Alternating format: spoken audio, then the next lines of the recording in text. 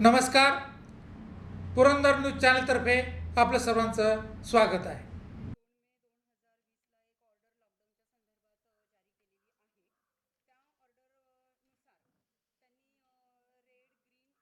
Identify केलेले आहे. तसेच महानगरपालिका एरिया, नगरपालिका एरिया आणि कुठल्या एरियामध्ये काय चालू राहील आणि काय बंद राहील याच्याबाबतचे स्पष्ट निर्देश दिलेले आहे. त्यानुसार आपण जर बघितलं तर आपला जिल्हा जर कन्सिडर केला तर जिल्हा हा रेड झोनमध्ये आहे. त्याच्यात पुढे सेग्रिगेशन तालुका असं केलेलं नाही आहे. त्यामुळे जिल्हा आपला हा रेड झोनमध्ये आहे. आता जिल्हा रेड झोनमध्ये आहे तर रेड झोनमध्ये कुठल्या ॲक्टिव्हिटी करता येतील आणि कुठल्या करता येणार नाही असं पण त्यांनी नमूद केलेलं आहे. तर रेड झोनमध्ये जरी त्यांनी म्हटलेलं असलं काही ठिकाणी की दुकानं उघडे राहतील आणि काही कंपनी ह्या सुरू होत आहे, तर कंपनींना जरी त्या सुरू असत्या तरी त्यांना काही लिमिटेशन्स आहेत आणि त्याच्यानुसार त्यांना MIDC परवानगी देण्यात येते आहे. परंतु जी आपले बाजारपेठ किंवा बाजार सुरू करायची आहे तर त्याच्यात एक नमूद केलेलं आहे की इसेन्शियल नॉन इसेन्शियल किती असू दे, एका लेनमध्ये किंवा एका रोडवर not more than 5 shops open राहणार नाही असं स्पष्ट म्हटलेलं आहे. त्यामुळे आपण सगळे गोंधळलो आहे किंवा आपल्या सगळ्यांना वाटते की सगळं उघडं आहे सगळं उघडं आहे, तसं नाही आहे. In case there are more than 5 shops in the lane or road then the only shops that are selling essential commodities shall remain open असं स्पष्ट म्हटलेलं आहे याच्यामध्ये. त्यामुळे आपण जे कार्यवाही करणार ती यानुसारच आपली होणार आहे. जरी त्यांनी म्हटलं असेल की all shops in rural area except in malls are permitted to remain open without any distinction of essential and non essential, पण त्याच्यासोबत त्यांनी ही पण अट घातलेली आहे आपल्याला. तर याच्या संदर्भात अजून काही क्लेरिफिकेशन आपल्याला जिल्हाधिकारी कार्यालयाकडनं संध्याकाळपर्यंत येतील आणि त्यानंतर उद्या सांगण्यात येईल. परंतु आज आत्ता या क्षणाला तरी आपण ह्या गाईडलाईनला आपण स्टिकअप राहणार आहोत. त्यामुळे माझं तालुक्यातल्या सर्व दुकानदारांना आवाहन आहे की कोणीही दुकानं सध्या आपलं जे चालू आहे तेच चालू द्या. इसेन्शियल कमोडिटी व्यतिरिक्त इतर कुठलीही दुकानं कोणीही उघडू नका. कारण आपल्या इथे बाजारपेठ एक पूर्ण लाईन आहे, पूर्ण लेन आहे आणि तिथे निश्चितच 5पेक्षा जास्त दुकानं आहे आपल्या बाजारपेठेमध्ये. त्याचसोबत इथे शासनाने एक लोकांच्या सेफ्टीसाठी काय केलं पाहिजे किंवा काय केलं नाही पाहिजे ते जे नमूद केलेलं आहे त्याच्यामध्ये सुद्धा त्यांनी म्हटलेलं आहे की मूवमेंट ऑफ इंडिव्हिज्युअल्स म्हणजे लोकांची जी हालचाल आहे ती संध्याकाळी 7 ते सकाळी 7पर्यंत बॅन केलेली आहे. कुठलाही एरिया असू देतो तिथे सकाळी 7 ते संध्याकाळी 7पर्यंत लोकांनी हालचाल करायची नाही आहे. आणि याच्या अनुषंगाने जर आवश्यकता वाटली तर local authority appropriate order issue करू शकते. जी कोण लोकल ऑथॉरिटी असेल ती एखादी ऑर्डर त्याच्यामध्ये देऊ शकते. त्यामुळे पुरंदर तालुक्यातली लोकांना आवाहन आहे, नीरा असू दे, जेजुरी असू दे किंवा सासवड असू दे, कृपया दुकानं उघडायची कोणीही घाई करू नका. जोपर्यंत अजून तुम्हाला इन्स्ट्रक्शन पुढच्या मिळणार नाही तोपर्यंत तुम्ही दुकानं उघडू नका. परत दुसरं एक त्याच्यात गाईडलाईन आहे की 5पेक्षा जास्त लोकांनी एकत्र यायचं नाही. ही गाईडलाईन जी पूर्वी होती ती तशीच आहे. आणि शॉप ऑफ पान अँड टोबॅको शाल रिमेन क्लोज हे सुद्धा स्पेसिफिक केलेलं आहे इथे. म्हणजे सगळी दुकानं उघडायची म्हणजे तंबाखू आणि पान याची दुकानं उघडी होतील हा याचा अर्थ होत नाही आहे. तर तंबाखू आणि पानाची जी दुकानं आहे ती सुद्धा दुकानं तालुक्यामध्ये बंद राहणार आहे. ती उघडायला ह्या ज्या गाईडलाईन आहे ह्या गाईडलाईननुसार कोणालाही परवानगी दिलेली नाही आहे. ठीक आहे, हे शॉप्सबद्दल फक्त एवढं. पुढचं मी मजुरांबद्दल सांगते.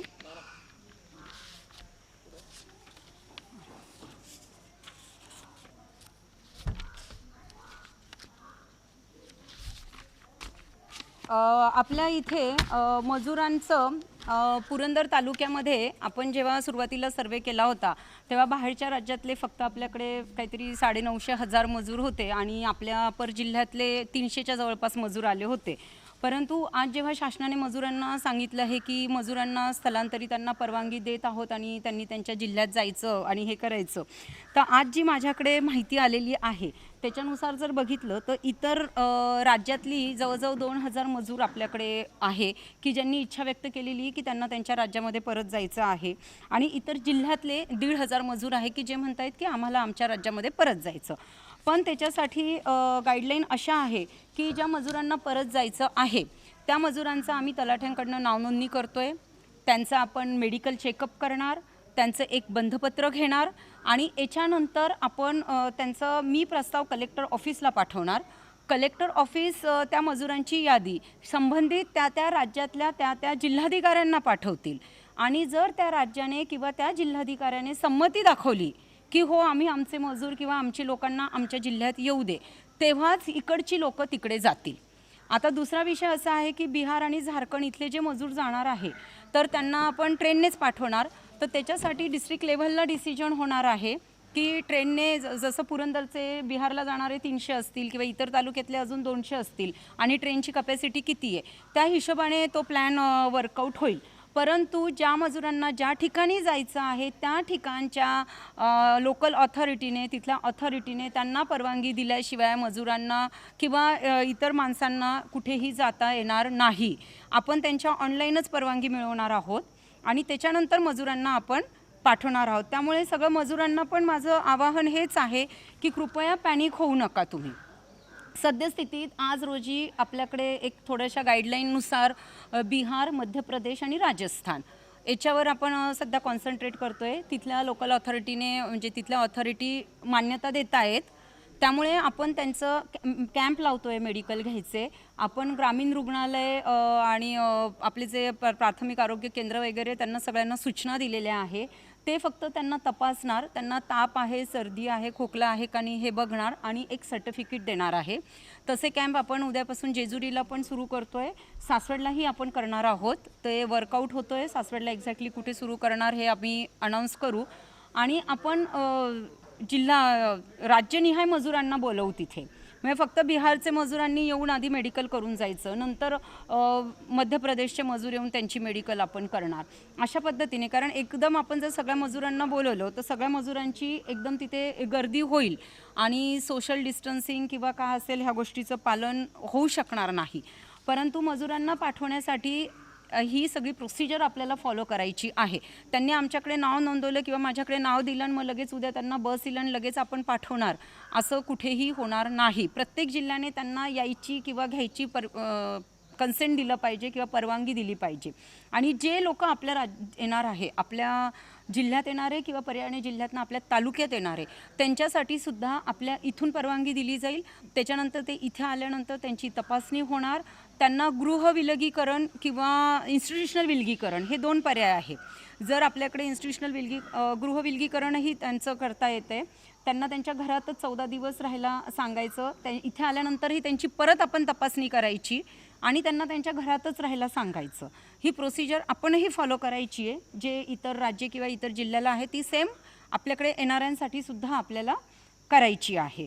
हे आहे परराज्यातले आणि पर जिल्ह्यातल्या मजुरांबाबत. आता याच्या संबंधात जे पर जिल्ह्यातले मजूर आहे त्याच्या संदर्भातही आपण त्या जिल्हाधिकाऱ्यांना देणार आहोत आणि STशी बोलून जर आपल्याला ST अरेंज झाली, एका वेळेस एका STत 20 जणं ह्या पद्धतीने आपण त्याचं नियोजन करतो आहे. ST अरेंज झाली आणि त्या जिल्ह्याचं जर कन्सेंट असेल की आम्ही ती लोकं घ्यायला तयार आहोत तर आपण इथून त्या मजुरांना किंवा त्या पर जिल्ह्यातल्या लोकांना इथून आपण त्यांच्या जिल्ह्यात पाठवणार आहोत. कुठले फोन? पुणे तहसीलचा फोन कंटिन्यू 1 तासभर लावतो. अहो मग आता इतके लोक फोन करत असतील तर एंगेज असणार ना. असं काय आम्हाला सकाळी सुचत नव्हतं. मी कितीतरी फोन घेतले नाही, मलाही सुचत नव्हतं. इतके फोन येत होते मला. पण काय करू, इतके फोन येत आहे म्हणजे मला धड वाचायलाही वेळ मिळत नव्हता. मग मी आता दुपारी फोन स्विच ऑफ केला थोडा वेळ आणि तेव्हा मग मी हे वाचू शकले. असं होतंय. मॅडम, पुण्यातून ग्रामीण भागाची लोक येऊ पाहतात, त्यांना परमिशन मिळणार आहे पुण्यातून? ॲक्च्युली असं आहे की कंटेनमेंट झोनमधनं कोणालाही परमिशन नाही आहे. कंटेनमेंट झोन हे सील केलेले आहे आणि कंटेनमेंट झोनमधनं कोणीही प्रवास करू शकणार नाही किंवा कंटेनमेंट झोनमधनं कोणालाही कुठेही जायला परवानगी मिळणार नाही. जर कंटेनमेंट झोनमधली व्यक्तीने परवानगी मागितली की कंटेनमेंट झोन आहे मालेगाव, मालेगावचा व्यक्ती जर म्हणाला की मला पुरंदरला यायचं आहे तर त्याची निश्चितच परवानगी आपल्याकडनं नाकारल्या जाईल. त्याला आपण परवानगी देणार नाही कारण तो कंटेनमेंट झोनमधला असणार आहे. आणि ते स्ट्रिक्ट आहे. याच्यात पण म्हटलेलं आहे की कंटेनमेंट झोनमधल्या व्यक्तींना नाही अलाउड म्हणून. फक्त बस जे चालणार आहे ते green zone to green zone चालणार. म्हणजे जे 6 जिल्हे ग्रीन झोनचे आहे आपले, तर ह्या ग्रीन झोनमधली बस ह्या ग्रीन झोनमध्ये जाईल, पण रेड झोनमधली ग्रीन झोनमध्ये जाणार नाही. आता पुणे जिल्हा अलाउड आहे का नाही? पुणे जिल्हा रेड आहे ना, रेडमध्ये ना पुणे जिल्हा. सासवडच्या लोकांना अलाउड? काय बाहेर जायचं, सासवडच्या लोकांना कुठे जायचंय? समजा बीडला जायचं. हं. आपण अप्लाय करा तिथे सासवडला. आता ते बीडवाल्यांनी तुम्हाला घेणार का नाही हे ते ठरवतील ना. तिथं 14 दिवस ठेवतील नाही तर हा, नाही ठेवणारच आहे, क्वारंटाईन करणारच आहे. तर ठेवतील असं नाही, हे कंपल्सरी आहे. तुम्ही आत्ता जर कोणी जिल्हा बदलला किंवा कोणी कुठे गेलं तर जिथे जाल तुम्ही तिथे तुम्हाला 14 दिवस क्वारंटाईन राहायला लागेल. किंवा कोणी जर आज माझ्या तालुक्यामध्ये आलं तर त्याला आपण 14 दिवस होम क्वारंटाईन किंवा इन्स्टिट्यूशनल असे 2 पर्याय आहेत त्याच्यामध्ये. जर घर मोठं असेल, त्यांची घरात राहायची सोय होत असेल तर आपण त्यांना शक्यतो होम क्वारंटाईन करणार, अदरवाईज त्यांचं इन्स्टिट्यूशनल क्वारंटाईन करणार. सकाळी मॅडम ते कुर्ल्यावरून एक कुटुंब आलं चालत दिवेघाटापर्यंत आलेलं आहे. त्याची माहिती याच्यावरती टाकली होती मी ग्रुपवरती. पोलिसांनी बी कळवलं होतं. तर त्यांचे ते अजूनपर्यंत पोलिसांनी बी थांबून ठेवलेले आहे. त्यांची पुढची काय प्रोसेस वगैरे असते काय? प्रोसेस असे काही नसते. आता आलं आहे तर एक तर मला त्यांना इथे इन्स्टिट्यूशनल क्वारंटाईन करायला लागेल कुठेतरी, आणि मला त्यांना 14 दिवस इथे सगळं जेवण खाण चहा पाणी नाश्ता बिश्ता सगळं द्यायला लागणार. हीच प्रोसिजर त्याला, दुसरी काहीच प्रोसिजर नाही आहे त्याला. आणि ते पुण्यात पण राहिलेले, हडपसरलाही राहिलेले, मुक्काम करत आले रिस्की ते. त्यांचं मेडिकल चेकअप करून क्वारंटाईन करावं लागतं. आपण ते कुठून येणार आता ते घाटातलं मधूनच कुठलं तरी काय होतंय, लोक मूळ रस्त्याने येत नाही आहेत कारण त्यांना अडवल्या जाते, म्हणून लोक मेन रस्त्याने येत नाही आहे. ते छोट्या छोट्या रस्त्याने किंवा गावागावातनं लोक येत आहेत. मी घेते माहिती त्याची काय झालंय. मला सांगितलं होतं सकाळी की ते आलंय आणि त्यांचं चौकशी करतायत म्हणून, पण मी विचारते पोलिसांना आत्ता काय झालंय म्हणून. कारण असं कोणी आलं आणि आपण त्यांना अडवलं तर त्यांना मला इथे इन्स्टिट्यूशनल क्वारंटाईन करायला लागणार, म्हणजे मला त्यांची सगळी तालुक्यामध्ये सोय करायला लागणार. त्यांचं चहा पाणी राहणं खाणं पिणं सगळं मग मला 14 दिवस इथे बघायला लागणार. मॅडम, ग्रामीण भागामध्ये गावागावातली लोक येणार आहेत, त्यांना जर क्वारंटाईन केलं तर त्यांच्या जेवणाचा खर्च कोण करणार? ग्रामपंचायत नाही, कोणी करणार नाही. त्यांच्या घरच्यांनीच त्यांचा सगळा खर्च करायचा इन्स्टिट्यूशनल क्वारंटाईन केलं तर. जर ग्रामीण भागात असेल, तुम्ही गावाच्या ग्रामपंचायतीत आणि तुमच्या घराच्या जवळ राहत असाल तर तुमच्या घरच्यांनी तुम्हाला करू दे ना खर्च, काय फरक नाही पडत. कारण प्रशासन सासवडून मी ग्रामीण भागात त्यांना जेवण पुरवणं किंवा जाणं की जे प्रॅक्टिकली शक्य नाही आहे ते. अगदी जेव्हा आता आपण 22 लोक जे ठेवलेले आहे वाघिरेला, त्याचा खर्च हा प्रशासनामार्फत केला जातोय. ते गरजेचं आहे, त्यांचा खर्च प्रशासनाने करणं, तो आम्ही करतोय. ठीक आहे.